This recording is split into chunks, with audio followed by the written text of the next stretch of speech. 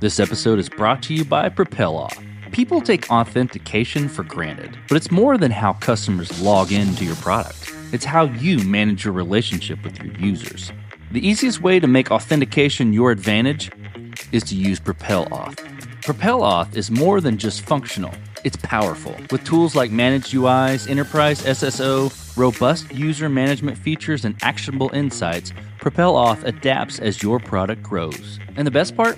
When off is effortless, your team can focus on scaling, not troubleshooting. That means more releases, happier customers, and more growth for your business. Save dev time, win over your customers, and propel your business forward with PropelOff. Check them out at propeloff.com. That's PROPELAUTH.com. This episode is sponsored by Incogni. Listen, guys, I don't know about you, but I get real tired of managing the spam and cold outreach to my contact info. Those annoying emails, phone calls from unknown numbers, wasting our time and valuable attention. Not to mention the bad stuff from data breaches, which are rising every year. To top it off, data brokers out there harvest our information and sell it to people who intend to spam you and scam you. So what do we do about it? Well, I use Incogni. I signed up to use the platform, and within 30 minutes, hundreds of requests have been sent and completed, removing my data from the public view. Incogni tracks down and removes your personal data from online directories, people search sites, and commercial databases. The process is fully automated for the hundreds of known data brokers who sell our data without consent. Got a site that they don't auto-hit? No problem. There's a custom removal feature to take down almost everything that is exposed online. So take it from me and take back your personal data with Incogni. Go to incogni.com/codestory and use code CODESTORY at checkout to get 60% off annual plans. You can also find the link in the episode description. That's incogni.com/codestory, because they can't harm you if they can't find you. This episode is brought to you by Paddle. Don't settle for less when you can have more, MOR, with Paddle, your merchant of record. Eliminate the headaches of payments, grow your revenue everywhere, and focus on what you do best, building your product. Get more revenue with less hassle at paddle.com. This episode is sponsored by Code Crafters. As an engineer myself, I know that the best way to learn how to code is to build something new. But sometimes it's hard to come up with project ideas as well as find a community of folks on the same learning path. That's where Code Crafters comes in. With Code Crafters, you can build something that actually stimulates your mind while strengthening your engineering fundamentals. And you can do so by using your favorite IDE or tools to code and build your own Git, Redis, or HTTP server in the language of your choice. Languages like Rust, C++, or Go. Code Crafters is designed to optimize your learning experience as it's designed for productivity. Sign up today and become a better, more confident programmer. Visit codestory.co/codecrafters. That's CODECRAFTERS to get started and get 40% off your upgrade. Okay, guys, I got a serious update for you. You heard me talk about SEMA and the product roadmap radar. I just caught up with Matt, who's the founder there, and he gave me the latest on what they are building. And my mind is blown. The team at SEMA are taking things to the next level. Built around the core of the product roadmap radar, i.e. code and Jira analysis, they are building agent orchestration across the product lifecycle. Picture this. You hook up this system same as before, i.e. integrate your repository and your backlog, Jira today. From that point, SEMA's agent analyzes the codebase and makes suggestions as to what needs to be done next and what could improve, optimize the product. Then, if those tasks are routine, the agent assigns the task to a coding agent, think something like Devin, to complete the minutia, while assigning the human-in-the-loop task to engineers themselves. What you end up with is engineers focusing on building core competency features, while AI handles all the rest. If you're not salivating right now, I don't think you fully understand what this means. But here's what I would suggest. Right now, their product is in a closed beta, and SEMA is looking for folks to sign up for their Product Intelligence Advisory Board. This gives you the opportunity to use the product, give feedback, help shape the future of what's built.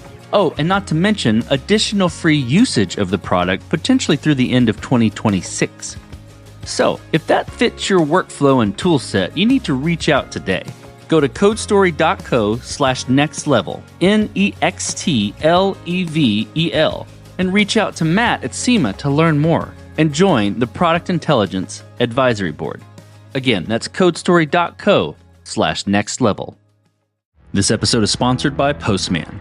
Postman is the world's leading API platform, trusted by 98% of the Fortune 500 and over 40 million developers. Tap into APIs from 18,000 plus companies to power agents that make smarter decisions. Learn more at postman.com/podcast/codestory. This message is sponsored by Melee Search. Today, search isn't just a feature, it's a cornerstone. And Melee Search gives your users the experience they need with lightning-fast performance, full-text search, AI usage, and multimodal capabilities. Melee Search delivers relevant results in less than the blink of an eye. Use the promo code CODESTORY at checkout to get 2 months free at meleesearch.com. That's MEILI search.com. This episode is sponsored by NordProtect. In a world where data breaches are on the rise and identity theft is becoming more common, you have to take steps to protect yourself. NordProtect offers you everything you need to keep your identity safe, all in one easy place. It's built to help you safeguard your identity with advanced automation that works 24/7 on your behalf. Things like dark web monitoring, credit monitoring, security alerts, and more. And if the worst should occur, the platform walks alongside you for identity restoration. NordProtect plans come with financial coverage across a wide range of threats, from identity theft to online fraud and scams, so you are covered when it matters most. Get an exclusive 5% discount on NordProtect plans. Go to nordprotect.com/codestory and use the code CODESTORY at checkout. You can also find the link in the episode notes. That's nordprotect.com/codestory. First MVP was actually a spreadsheet. We developed it there, an artisanal data model, extracting and scrapping a lot of metadata, behavioral data, and consuming data from, I'd say, every corner of the internet that we could put our hands on and find information on the candidates and on the companies that we were working with. And based on that rudimentary model, we were able to start creating those compatibility matches, right? Like really understanding how this company behaves and what is their culture and what they value and how they measure success. I'm Sarah Lucena, and I'm the founder and CEO at Mappa. This is Code Story, a podcast bringing you interviews with tech visionaries. Spent 6 months moonlighting. There's nothing on the back end. Who share what it takes to change an industry. I don't exactly know what to do next. Took many goes to get right. Who built the teams that have their back. A company is its people. The teams help each other achieve more. Most proud of our team. Keeping scalability top of mind. All that infrastructure was Yes, we've been fighting it as we grow. Total waste of time. The stories you don't read in the headlines. It's not an easy thing to achieve, mind you. Took it off the shelf and dusted it off and tried it again. To ride the ups and downs of the startup life. You need to really want it. It's not just about technology. All this and more on Code Story. I'm your host, Noah Labhart, and today how Sarah Lucena is using behavioral voice analysis to understand people so you can hire, match, or collaborate with confidence.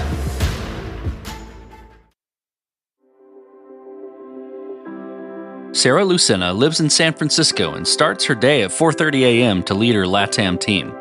She's originally from Brazil, born and raised on the northeast side of the country. She studied in South Paulo and spent 5 years in Uruguay, which was a huge influence in her career today. But outside of tech, she's a big cat lover, having 2 at her home. When it comes to Brazil, she recommends people visiting Rio, which condenses everything good about Brazil into one city. In the past, Sarah felt empty at her job. In other words, she was not happy with the legacy she was leaving.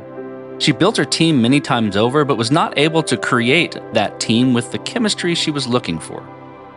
And the solutions for recruiting were supremely focused on the wrong signals for these types of connections. This is the creation story of Mappa. Mappa does behavior mapping at scale to help companies never make a bad hire ever again in their lives.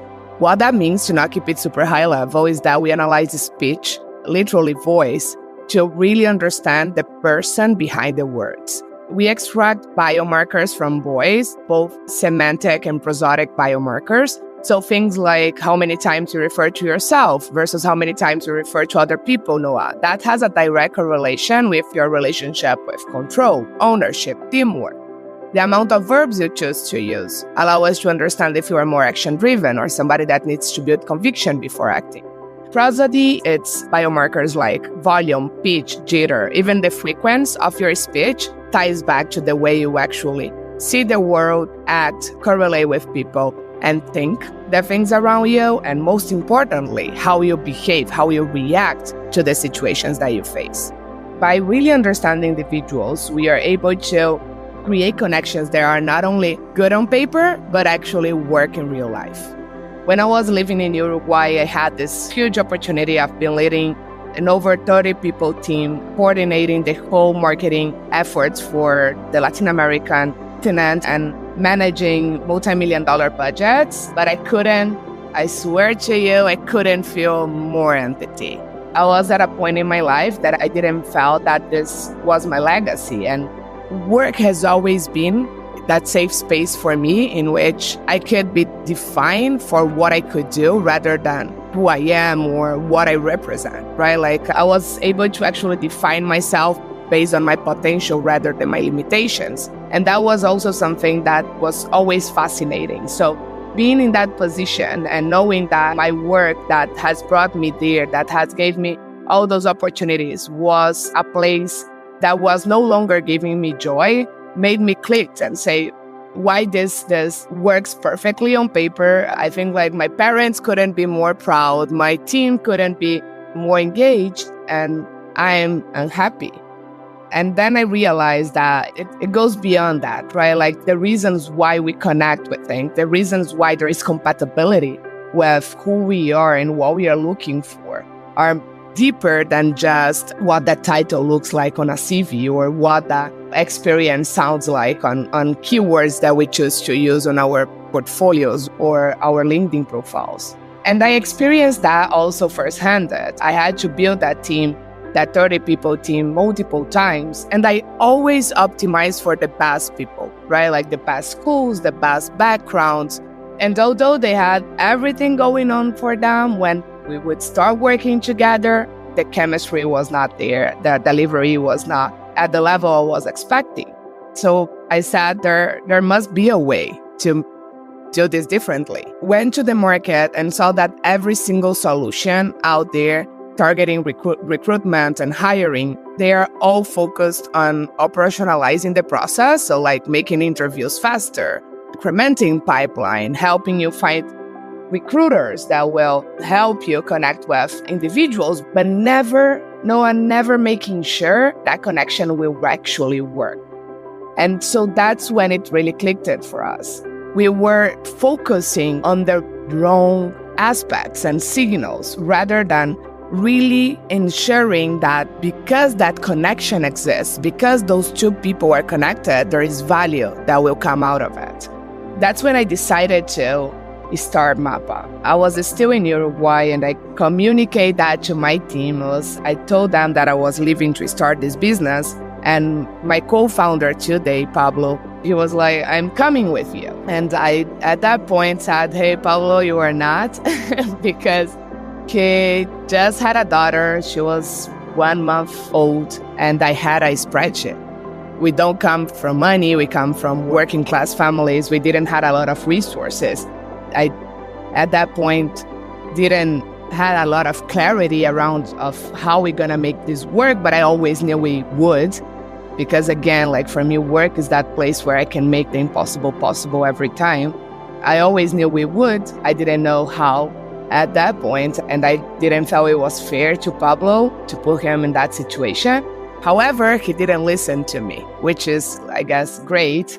Otherwise, I don't think we would be here, but we started from scratch, literally running a very artisanal behavioral model on a spreadsheet, presenting talents to our early clients, again on a spreadsheet, and asking them to trust that model and trust us with that connection. And we really dove deep into making sure that business sustained itself. So we really heavily focused on profitability and making sure that our clients were getting value out of our product and open to actually open their wallets to work with us. So we became profitable within 6 months of doing business. That's when Daniel, our CTO, joined us. Daniel is ex-medical student turned engineer. He was about to graduate as a psychiatrist when he decided to start building software and found that Mappa, this place in which he can combine his passions of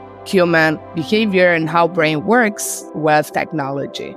Then we've been building the company for the past 2.5 years, bootstrapped our way to over $4 million in annualized revenue, working with both startups, SMBs, and also big corporations, companies like Priority Inc., Quartile, Renault, and so on. Let's dive into what you would consider the MVP for Mappa. So that first version of the product you built, how long did it take to build, and what sort of tools were you using to bring it to life? A lot of times I speak with entrepreneurs and founders that they always think that they need to raise money to build a product before validating that need in the market.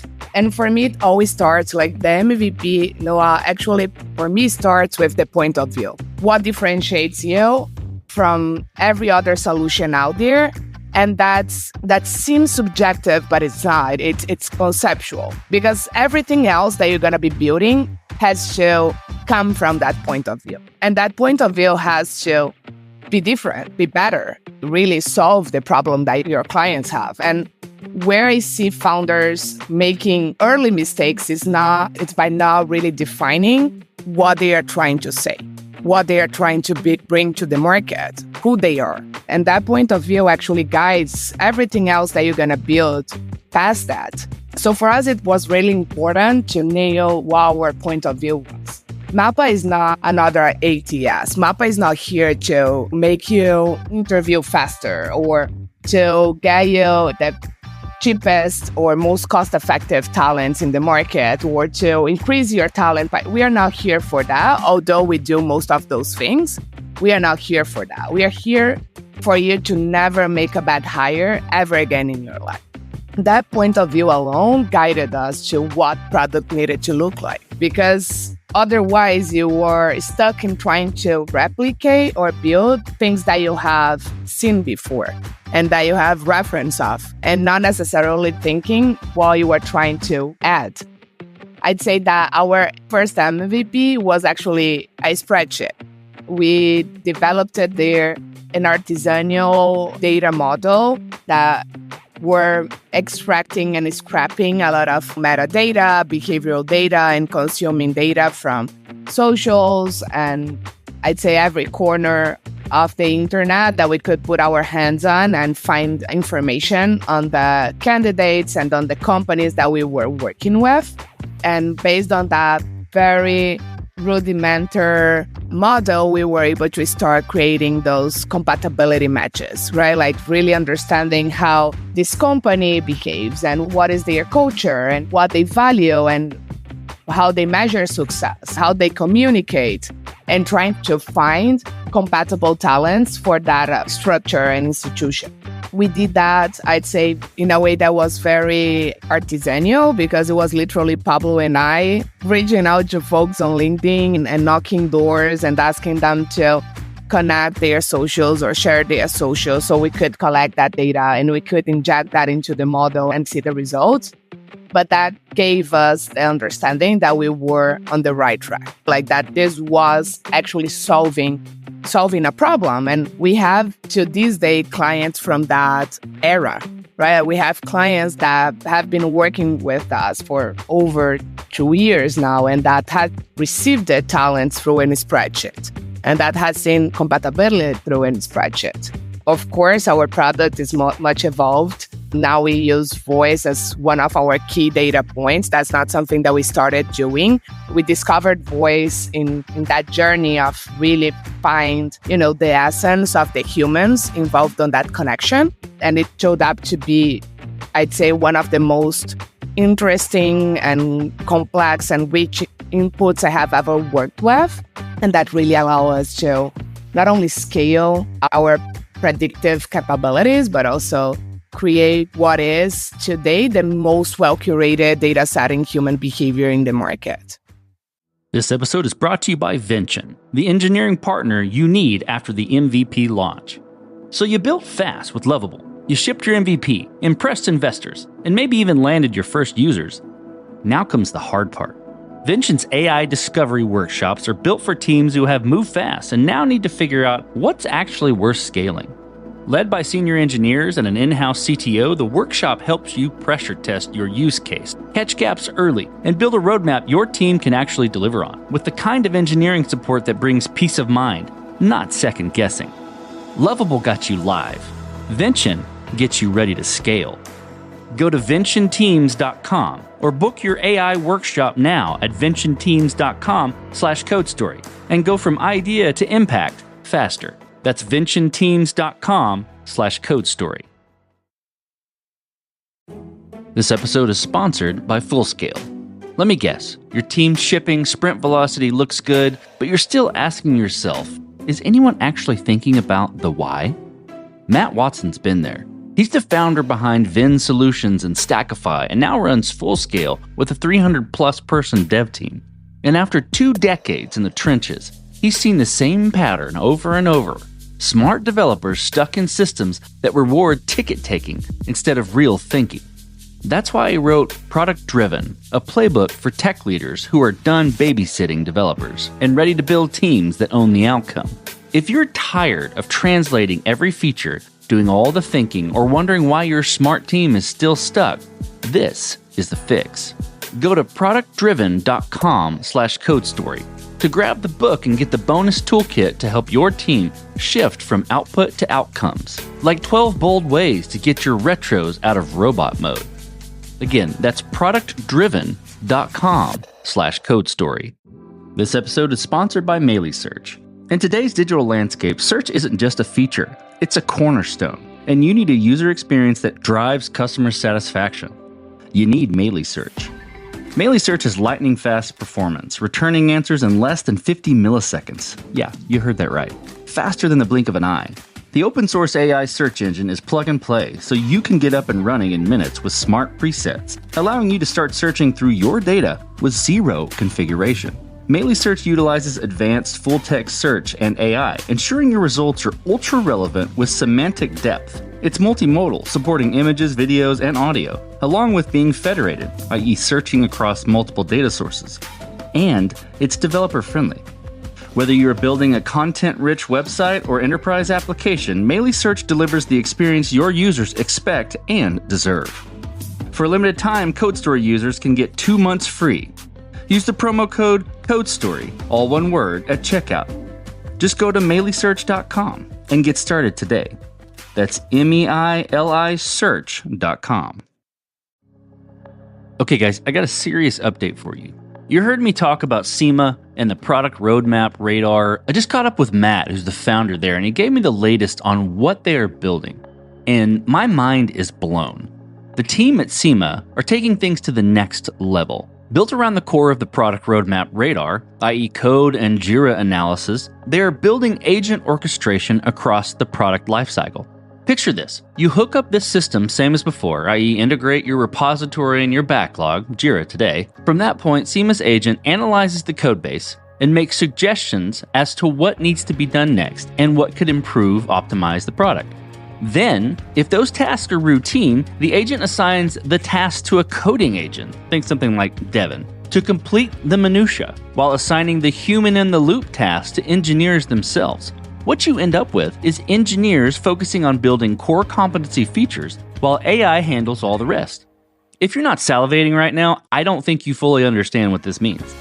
But here's what I would suggest. Right now, their product is in a closed beta, and SEMA is looking for folks to sign up for their Product Intelligence Advisory Board. This gives you the opportunity to use the product, give feedback, help shape the future of what's built. Oh, and not to mention additional free usage of the product, potentially through the end of 2026. So, if that fits your workflow and toolset, you need to reach out today. Go to codestory.co/nextlevel, NEXTLEVEL, and reach out to Matt at SEMA to learn more and join the Product Intelligence Advisory Board. Again, that's codestory.co/nextlevel. This episode is brought to you by Paddle. As a startup, you face unique challenges to stay competitive. You and your team need to stay focused on your product, not your payments. You need to do more, MOR, and DIY less. With Paddle. Paddle is your merchant of record, becoming the seller of record for your SaaS transactions, enabling your team to focus on what's important, your product.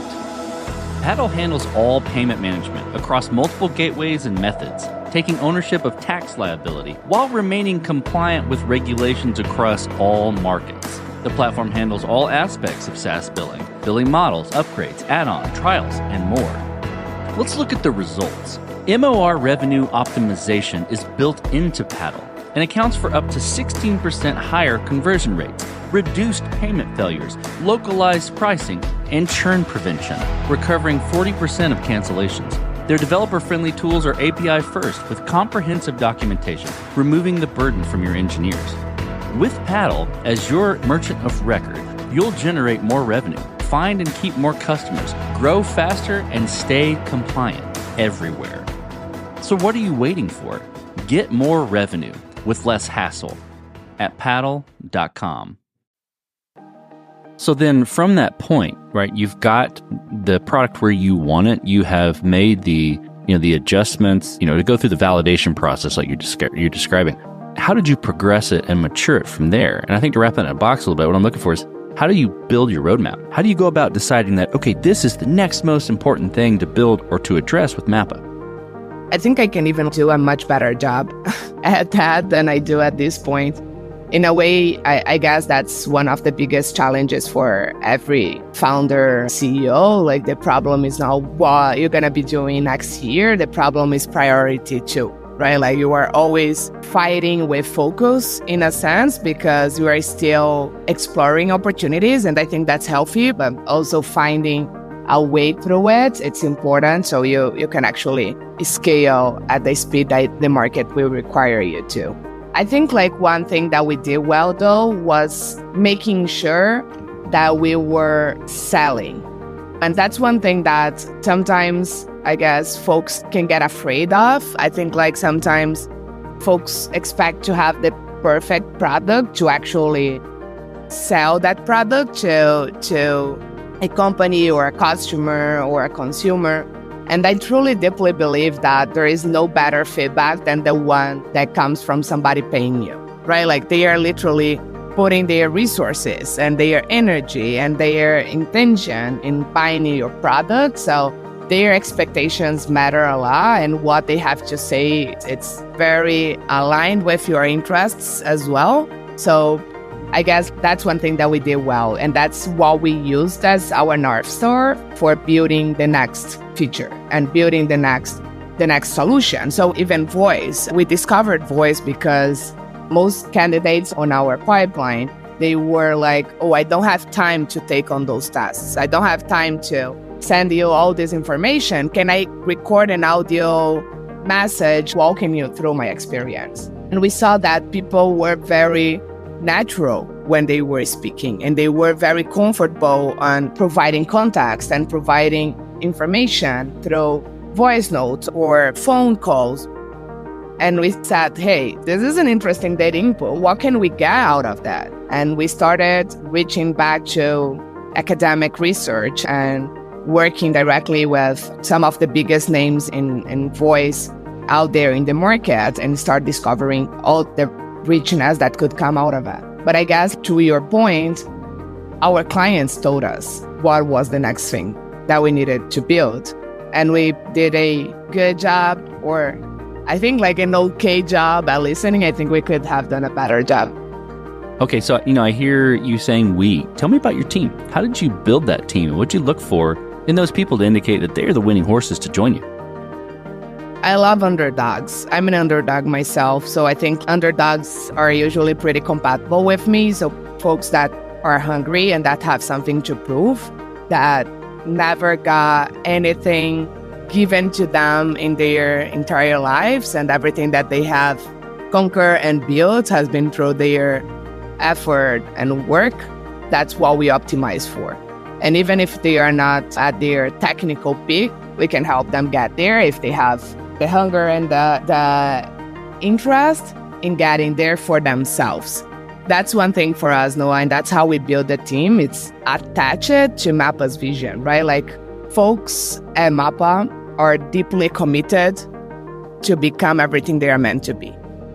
It's not about just like the team, or it's not even about just the company. It's really about themselves. It's really about their potential, their ability to grow. And Mappa, it's the way towards that. So that's what we look for.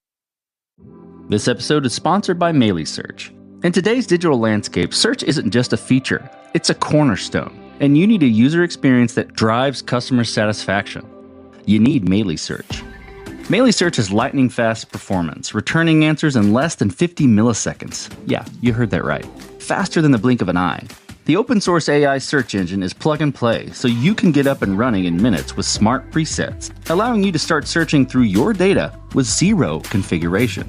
Melee Search utilizes advanced full-text search and AI, ensuring your results are ultra-relevant with semantic depth. It's multimodal, supporting images, videos, and audio, along with being federated, i.e. searching across multiple data sources. And it's developer-friendly. Whether you're building a content-rich website or enterprise application, Melee Search delivers the experience your users expect and deserve. For a limited time, CodeStory users can get 2 months free. Use the promo code CODESTORY, all one word, at checkout. Just go to meleesearch.com and get started today. That's MEILI search.com. This episode is brought to you by PropelOff. People take authentication for granted, but it's more than how customers log into your product. It's how you manage your relationship with your users. The easiest way to make authentication your advantage is to use PropelOff. PropelOff is more than just functional. It's powerful. With tools like Managed UIs, Enterprise SSO, robust user management features, and actionable insights, PropelOff adapts as your product grows. And the best part? When auth is effortless, your team can focus on scaling, not troubleshooting. That means more releases, happier customers, and more growth for your business. Save dev time, win over your customers, and propel your business forward with PropelOff. Check them out at propeloff.com. That's PROPELAUTH.com. Let's flip to scalability, and this will be interesting to hear based on what you're building and the kinds of data and information you're processing. I'm curious about how you thought about scale from the beginning, or has there been interesting areas where you've had to fight it as you've grown? I think we always saw ourselves as infrastructure level technology, right? Like, especially as we started in the early days working with voice and understood the power of what we were building. We, again, never aimed to be the next ATS or the next HR suite. We always saw ourselves as the technology that could empower every connection to succeed, every transaction to succeed. So by doing that, we started scaling through hiring because we also needed the complete feedback loop to retrain our models, but we now are expanding and scaling across different industries. So Mappa has recently launched a private beta of its API. It's empowering companies in financial markets. It's empowering companies in the education market. It's empowering companies in the dating ecosystem to help them actually provide even better and more assertive services to their end clients. Our goal is to make sure that humans are understood for who they truly are. And because they are seen, they can also be connected with the ones that will help them become everything they're meant to be. As you step out on the balcony, you look across all that you've built thus far with Mappa. What are you most proud of? I think the people and the relationships, not only our team, which I am deeply proud of, but the relationships we have with our clients and partners and the relationship we have with our investors. So I'd say the people, literally, that lives in Mappa's ecosystem. we are people's persons and in a people's business, right? Like we really truly believe in technology for people, not the other way around. And we think that there is nothing more powerful than providing people with the resources to grow. That's when I look back and see all the connections we have made, all the relationships we have built. That gives me, I think, like the strength to keep going. Okay, let's flip the script a little bit. Tell me about a mistake you made and how you and your team responded to it. When I look back, I think that I should have acted faster, is that we took a long time to actually start growing our own team. And we were an extremely small team for the longest. We were less than 5 people for the longest. And we were already serving multiple clients and trying to tackle very challenging problems and doing so in a way that was extremely visceral. I think it was also great because it pushed us to do amazing things with very little resources and very little hands. But also as a leader and as a CEO, my job it's to make sure that we are surviving the battles in a way that we can later win the war. So I guess I put my team through a lot. And we could have grown a little bit earlier and do that in a way that was more distributed rather than just had scale the way we did in the past couple of months. That was extremely accelerated and that it costs a lot in terms of like communication and structure and so on. But I definitely say that. And the other one, I think like it's an early day problem or an early day mistake is definitely like having taken too long to get to the market. I think like we spend a lot of time on ideation. And when we got to the market, we discovered like it's a completely different deal. So every time I see somebody like really focus on getting the perfect thing to the market, I'm like, don't do that. You are wasting resources. Just get to the market and figure as you go. Okay, Sarah, let's move forward then. This will be exciting. I know you're passionate about this space. It comes through in all of your description. Tell me what the future looks like for Mappa, for the product and for your team. The future is exciting. We are, again, hungry for everything. And when we think about growing into different industries, it also ties back to that intention and need to empower relationships everywhere. So we're going to be publicly launching our API in the first quarter of 2026. That's our next stage of growth. Mappa will be extremely focused on expanding its API business and empowering industries and organizations across the board, everywhere where people matters and it's an important piece of the decision-making process. We can help making that even more assertive and even more value add. So we've been working with, again, financial products, education products, dating products, and in conversations with other industries like sales and business development and partnerships to help increase their conversion rates and their relationship with their clients and the delivery of their end services. And we are even more curious about the things that people will want to build on top of our technology. I'd say that the future it's exciting because most of the companies and the businesses are yet to come, right? And I think when you give creativity a tool, you are multiplying the value in the world. That's definitely the future for us. And what that looks like in terms of our team, we will be adding some key hires in the future. So we do see the team growing just a little bit more, not that much more, but we should end the year around 40 people. And still very focused on making sure that whatever we are doing and whatever we are building adds value to our end customer. That has been our moat from day one, and that will continue to be so. Sarah, let's switch to you. Who influences the way that you work? Name a person or many persons or something you look up to and why. I think my parents, for sure. I think they were my first big influences. My mother is one of the strongest person I have ever met. She did everything that she could to make me the person that I am today. And I've seen her working hard to make that possible. And that has always been a huge example and a huge inspiration in my life, especially for persistence. Things have never come easy to me, but I guess I have a resilience level that allows me to just keep pushing. And then my father, it's another huge influence on me. My father is an artist, which is already hard anywhere in the world, but especially in South America.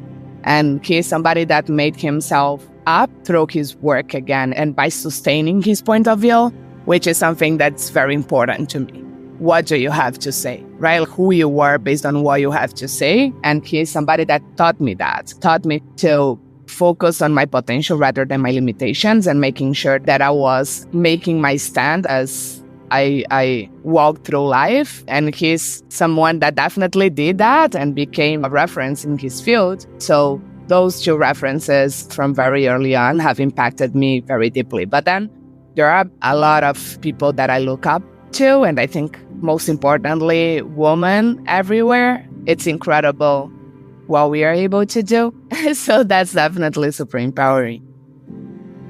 Last question. So you're getting on a plane and you're sitting next to a young entrepreneur who's built the next big thing. They're jazzed about it. They can't wait to show it off to the world, and can't wait to show it off to you right there on the plane. What advice do you give that person, having gone down this road a bit? I will give them, I think, 3 pieces of advice. The first one is make sure that you have multiple things going on in your life. I guess as entrepreneurs, sometimes we think work is the only thing that defines us, and therefore failing, it's something that is very hard to navigate when, work, it's what defines your existence, and that specific company is what defines your existence. I had to go through that journey with Mappa, and nowadays I feel that I'm even a better CEO because I allow myself to be multiple things and occupy different spaces with different things, and not only have my personality and my existence defined by my company. Don't get me wrong, it's still a huge part of it, right? It's still incredibly big part of me, but it's not the only part of me. And I think that's super important, that makes you a better entrepreneur. The second thing is just start doing whatever everyone has to say. It's take it with a grain of salt and start doing, and listen to your customers, and they will be the ones actually giving you the feedback you need to hear. Everybody will have great advice, but very few people will be interested in actually doing things with you. So make sure that you are doing things and getting the feedback out of that result rather than just exploring on the, I'd say, ideas landscape and possibilities landscape. And the third thing is, whenever you start getting some money, get a good lawyer. I really like that last one in particular, but all 3 great pieces of advice. Well, Sarah, thank you for being on the show today. Thank you for telling the creation story of Mappa. Thank you, Noah. It's a pleasure being here. And this concludes another chapter of Code Story.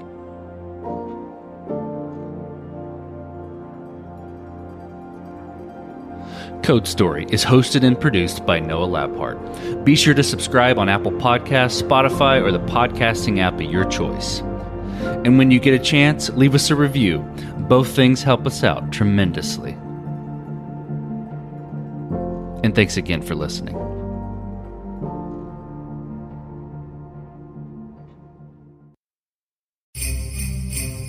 Whether you're celebrating the season at home or abroad, Navy Federal Credit Union is proud to bring you this special greeting. Hey, my name is Senior Airman Fletcher Fleetwood. I'd like to say hi to my mom, dad, sisters, girlfriend, all back home. Hey y'all, this is Staff Sergeant Jordan Scott, deployed to the Middle East. Just wanted to say hi to my wife and my daughters back home. Heartfelt holiday greetings, whether you're serving at home or abroad, from Navy Federal Credit Union.